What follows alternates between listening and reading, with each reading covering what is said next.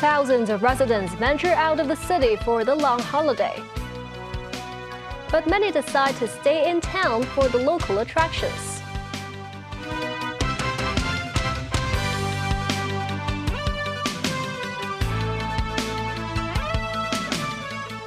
Hello, welcome to TVB News. With the Easter holidays underway, many Hong Kong citizens chose to venture out of town for vacation, especially to the mainland. As of 4 p.m. today, more than 770,000 arrivals and departures were recorded, of which nearly 630,000 residents traveled out of the city. And Lo Wu, Lok Mai Chau Spur Line and Hong Kong-Zhuhai-Macau Bridge were the busiest border crossings. Many residents started their vacation by public transport in the morning. Holidaymakers took the Israel line bound for Lo Wu or Lok Mai Chau. Trains filled to the brim. At Fanling and Sheng Shui stations, it's even harder to board the train. Train frequency has been stepped up with trains running at 3-minute intervals, but many passengers still struggle to board. The MTR appeals to passengers to set aside more commute time and consider using other less busy control points. At the Heng Yuen Wai border crossing, a similar bustling sight. At the bus stop outside Fanling Station, a winding queue of people stretches across hundreds of meters. Bus services have also increased frequency with more additional staff dispatched to direct passengers. Less crowd meanwhile at the Lok Mai Chau Huanggang port. But the Hong Kong-Zhuhai-Macau Bridge also saw a long queue for the cross-border shuttle buses, also known as a gold bus. And other long wait to get into the departure hall. Some had lunch while they queued. It's not just the passengers, a long line too for buses to file into the station. Ms. Chan here says such long lines are unbelievable, and she's never seen such crowds before at the border crossing. Even when you cross the bridge, another traffic snarl up before the Zhuhai port. As for the Shenzhen Bay Bridge, the northbound traffic was as busy in the morning. The crowds at border crossings not abated in the afternoon. Some at Lo Wu Station decided to stay in Hong Kong after seeing the thronging crowds. The Transport Department and the Immigration Department appealed to members of the public to plan their journeys as early as possible to allow sufficient traveling time. Some citizens prefer to take longer trips abroad during the long holidays. This as the Easter holiday continues through Monday and the Qingming Festival falls on Thursday. Many local workers can enjoy 10 consecutive days of holidays if they request 3 more days off in between. Among those making the most out of the long break is this family. They say they are spending half a month in Australia. Some families also plan to spend a long holiday in other mainland cities. At a high-speed rail station in West Kowloon, Ms. Wang here said her family is heading to Fujian, where food and entertainment are both cheaper than Hong Kong. Many residents decided to spend the public holiday in Hong Kong. Crowds and traffic were seen in Tsim Sha Tsui this afternoon as tourists joined many locals on the streets. Mimo Zangai reports. This was the scene on Canton Road on the first day of the Easter holiday. Traffic congestion. Many drivers did not plan to travel anywhere far in their cars. Instead, they shared one goal: to get a car park space in a nearby shopping mall, where a 5-hour free parking promotion was launched for the holiday. However, patience is required for people to enjoy such a discount. Some drivers said they have been waiting in the line for around 30 minutes. For me, it's acceptable. Like the weekends are always like that. Just for a visit, with my family, just look around and stuff. This father, who brought his children to the mall for an event, said he only knew about the free parking promotion after he had arrived in Tsim Sha Tsui. He said he does not mind waiting. It's all right because you can get 5 hours of free parking, he explained. The father added the family will spend their evening in the mall and will travel to the mainland the next day.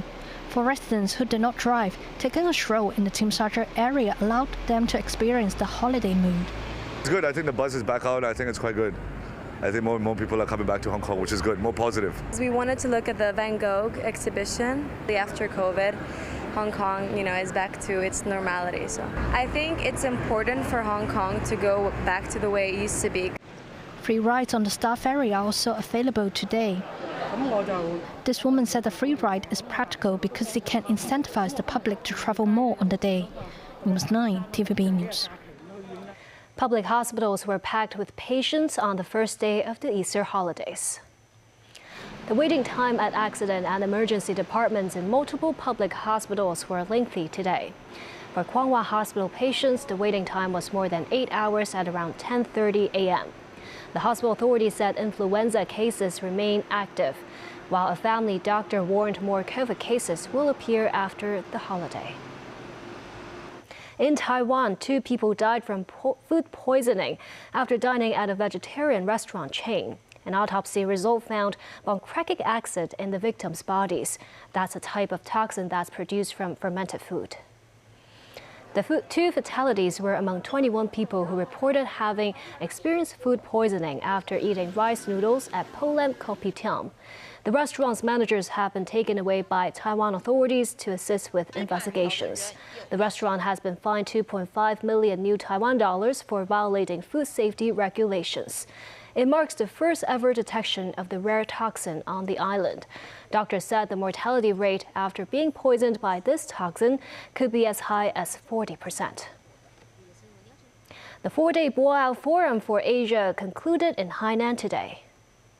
The Boao Forum for Asia Secretary General Li Baodong said the event has achieved a series of objectives, such as methods to promote energy conservation and the reduction of emissions. Li also said different sectors at the conference understand the importance of solidarity and cooperation when it comes to challenges. He added China will continue to be the largest contributor to world economic growth. Former U.S. Presidents Barack Obama and Bill Clinton teamed up on Thursday night to deliver a rousing New York embrace of President Joe Biden. The event attracted a record-setting $26 million for his re-election campaign. During their conversation, Obama and Clinton explained just how hard President Biden's job is.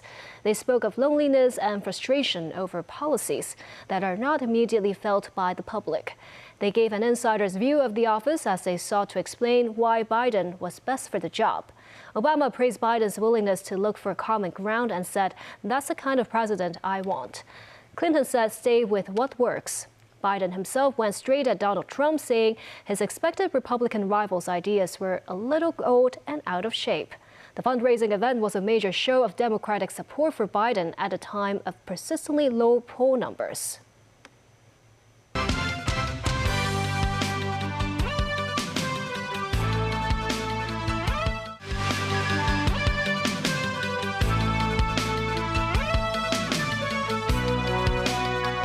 The U.S. state of Maryland is still reeling from Tuesday's tragedy in which a giant container ship crashed into a pillar of the Francis Scott Key Bridge in Baltimore, causing it to collapse. 2 bodies were recovered from the water while 4 others are missing. The Biden administration has approved $60 million in immediate federal aid. Nasri Karim with more. U.S. safety officers on board the Dali cargo ship trying to find out what caused Tuesday's tragedy. Making their way through twisted metal and concrete, officers from the National Transportation Safety Board want to know what went wrong when the 95,000-ton vessel lost power and crashed into the pillar of a bridge, causing it to collapse into the water.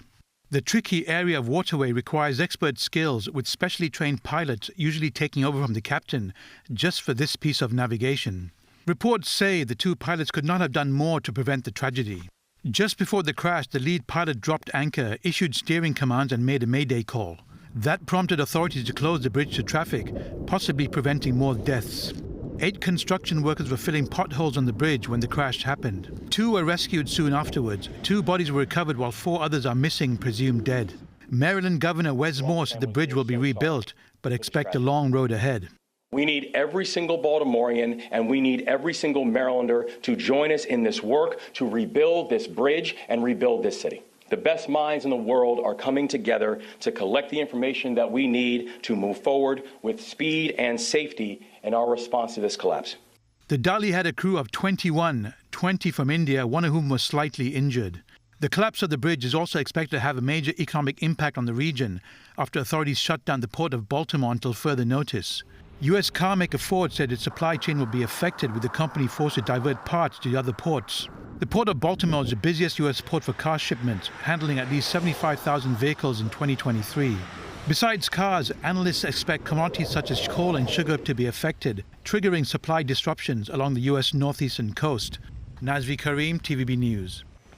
The top United Nations court in The Hague, the International Court of Justice, said Israel must open more land crossings into Gaza for food, water, fuel, and other supplies. This as the Israeli military said it is continuing to conduct operational activity at the Sheba hospital in northern Gaza, while also trying to prevent casualties among civilians and medical teams. The IDF said that over the previous day, its troops had eliminated Palestinian fighters, located weapons and terrorist infrastructure in the area. Hamas denies using Shifa Hospital as a base and say the hundreds arrested and killed were civilians. Meanwhile, in Ireland, Deputy Prime Minister Michael Martin and the EU's Crisis Manager Commissioner Janice Lenarchich called on Israel to facilitate the entry of humanitarian aid into Gaza. To feed the entire population. And today is Good Friday. Christians around the world have been observing the Holy Week ahead of this weekend's Easter celebrations. Danny Rao tells us more. In Rome, Pope Francis washed and kissed the feet of 12 female inmates at a prison during a Holy Thursday ritual meant to emphasize his vocation of service and humility. The 87-year-old Francis performs the ritual from his wheelchair. The Holy's foot washing ceremony is a hallmark of every Holy Week and recalls the foot washing Jesus performed on his 12 apostles at their Last Supper before he was crucified. Francis has travelled each year to a prison, refugee centre or youth detention facility to emphasise his belief that a priest's vocation is to serve. The Pope earlier presided over a long Mass at St. Peter's Basilica. On Friday, the Pope is due to travel at night to the Colosseum for the Way of the Cross procession, reenacting Christ's crucifixion. In Britain, King Charles stressed the importance of friendship and acts of caring in a recorded message delivered to a traditional pre-Easter church service. The monarch, however, skipped the service as he continues to undergo cancer treatment. This act of worship here in Worcester Cathedral reminds me of the pledge I made at the beginning of the coronation service, to follow Christ's example, not to be served, but to serve. That I have always tried to do and continue to do with my whole heart. May God bless you all this Easter. Queen Camilla represented her husband during the Royal Maundy service at Worcester Cathedral. The event is held every year on the Thursday before Easter, known as Maundy Thursday in Britain. The service, which dates back to the year 600, commemorates the Last Supper when Jesus washed the feet of his disciples as an act of service and humility. Sovereigns no longer wash the feet of the needy as they did in medieval times. Instead, Camilla presented purses filled with special coins known as Maundy money to 75 women and 75 men, a number dictated by the king's age. In predominantly Catholic Spain, one of the most iconic events of Holy Week in the city of Malaga is the transfer of a statue of Jesus Christ by the Spanish Legion, an elite unit of the country's armed forces. The ceremony begins on Maundy Thursday with the Legionnaires arriving at the port of Malaga, followed by the procession of Christ of the Good Death, their patron saint. During the procession, the troops sang El Novio de la Muerte, or the Bridegroom of Death. In Australia, worshippers gathered at Sydney's Roman Catholic St. Patrick's Cathedral for Good Friday, which commemorates Jesus Christ's crucifixion and death. Archbishop Vincent Long Van Nguyen led the ceremony with a Stations of the Cross procession. Dan Raul, TV News. As volcanic eruptions continue in Iceland, a time-lapse video has captured the famous northern lights in the background. The volcano in southwestern Iceland has erupted several times so far this year and continues to send orange jets of lava and smoke into the sky. The eruption site is a few kilometers northeast of Grindavik, a coastal town of 3,800 people about 50 kilometers southwest of Iceland's capital, Reykjavik. The area was evacuated in December after the initial eruption.